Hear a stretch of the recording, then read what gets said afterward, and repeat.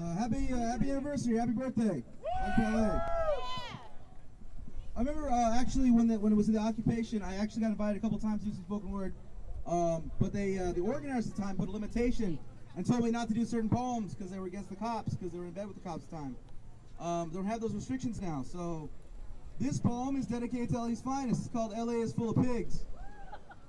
And I dedicate it to the homeless gentleman who was kind of confused, who doesn't realize that, you know, today's mad at us, but tomorrow he might get his ribs cracked by the cops. So police terror is the real issue for homelessness in this city, not us. There we go. Los Angeles is falling apart. In the streets, in the suburbs, in the wind. In a barely kept Hollywood bathroom, wheezing, vomiting, coughing up blood. These past few days, these past few years, I've spread myself across this sprawl. Now fear this drive may kill me, kill us all. And I wander over General Hospital, between whose walls desperation wears in high concentration, upon the faces of the shop-worn and prematurely ill alike, as they wait upon the news of illness they cannot afford to have, survival without insurance. This may take a while. Los Angeles is full of untold misery. A homeless man sleeps next to me, and I can smell the years of hard distance between who he is now and who he may have been.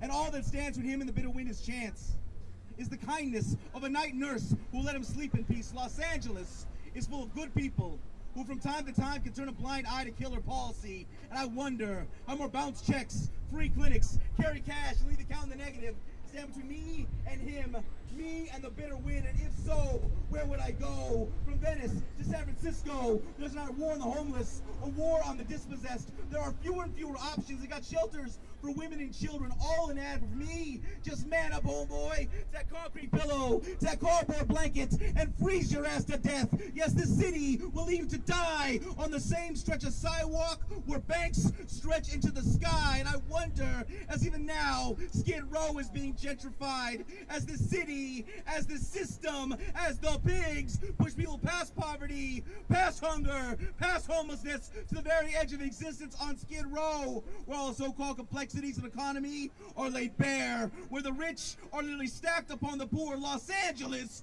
is full of grotesque absurdity, especially on Skid Row, where there's millions annually policing the misery of people with nowhere to go, because when your pockets are empty and you ain't got nothing and change is just not coming, well, there's no real difference between a booming metropolis and a barren desert, and the world of money passes by you, passes through you, as though you were just part of the scenery, protected in the knowledge that they are serviced by pigs who speak the language of violence, the language of the nightstick, the language of untold misery. That will beat you for begging, beat you for sleeping, beat you for breathing, beat you for doing whatever it is you need to do to survive the night in the bitter wind. Los Angeles, I said Los Angeles is full of fucking pigs. Alright, cool.